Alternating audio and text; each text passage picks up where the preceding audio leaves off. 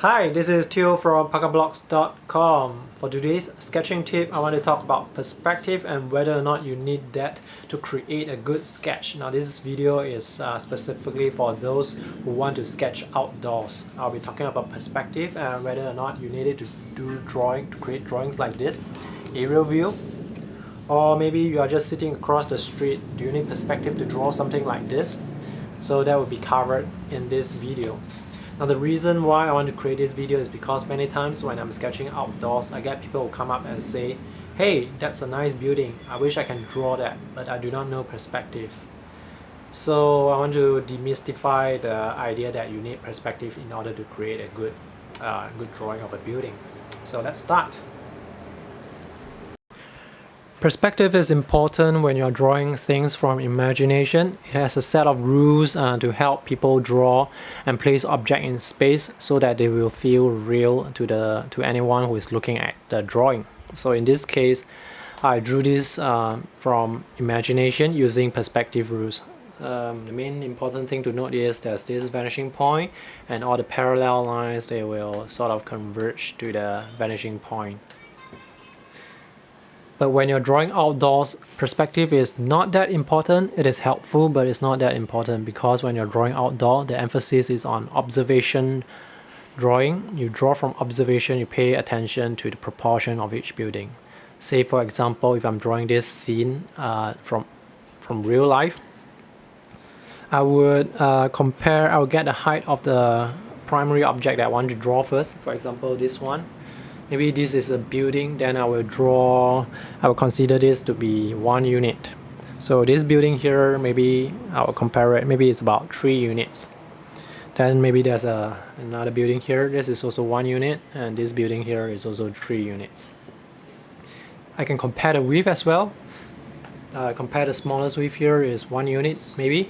Then this building here is 3 units, this 2 units, then this is maybe 3 units. So far, I have not used any perspective rules yet. I'm just comparing buildings against each other based on their sizes and how big they are and how small they are relative to each other.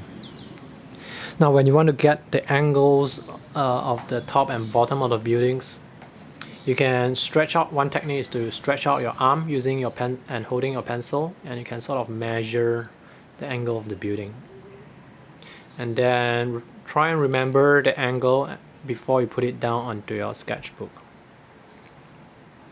So again, I have not used any perspective rules yet. This is just a very basic technique to measure the angle.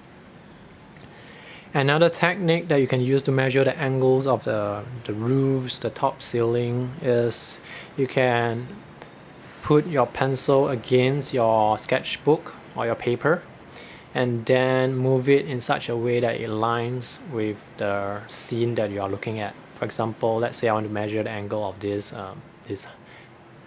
ceiling, this roof here. So I will put my pencil against the sketchbook, and then I will measure it. It is important to keep the pencil on the sketchbook at all times and not do something like this, because the angle will change as you move your hand around. So keep it fixed.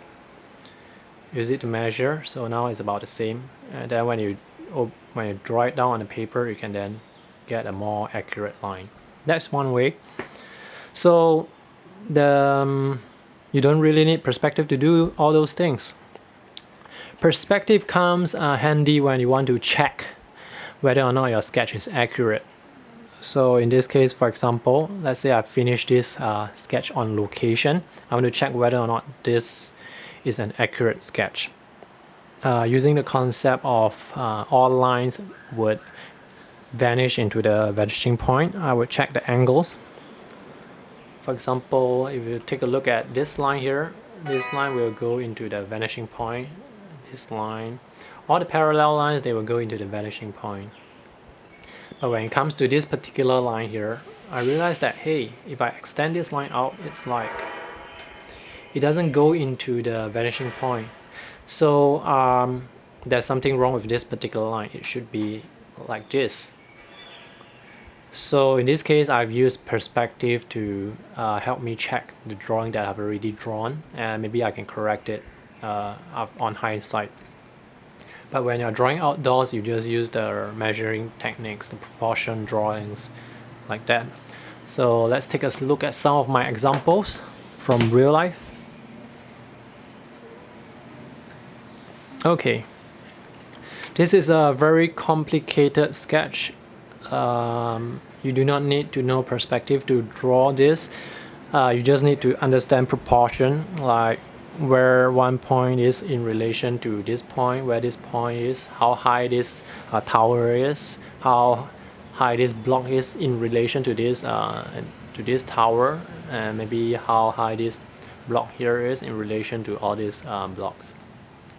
Perspective, knowledge of perspective comes useful when you want to check, again, when you want to check whether or not your lines are, your tilted, your angled lines are correct. For in this case, the vanishing point is somewhere around here. So I could check to measure all the angles and see whether or not they go into the vanishing point. So all the lines, all the angled lines, for all the parallel angle lines, they should go to the vanishing point. So that's one way you can check, but you do not need to know perspective to actually draw it, because this is something that I draw from observation, just from the skill of proportion drawing.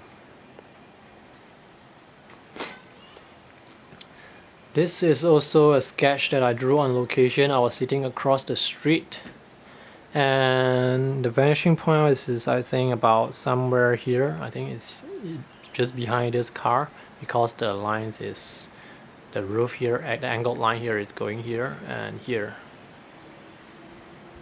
This sketch is a bit inaccurate because I did not frame the composition properly. So you can see that some of the cars are going to crash into the lamppost. Yeah, but that's not a result of not understanding perspective. That's the result of not paying attention to the proportion. So in this case, the height of this lamppost should actually be much higher, and this part here should be about somewhere around here. So that's not paying attention to proportion, and you get drawings like that may not look accurate. And this one, there's no obvious vanishing point, so it's very difficult to get the angle. It's very difficult to check the angle whether or not they are correct. But using the pencil technique again that I taught you just now, you can sort of measure and get a very close angle. But this sketch is just drawn based on observation and from proportion.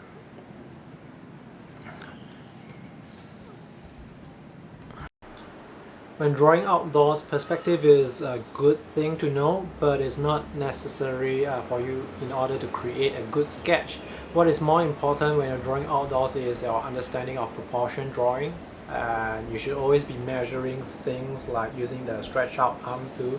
Measure the angles of the roof, the bottom, the ground plane.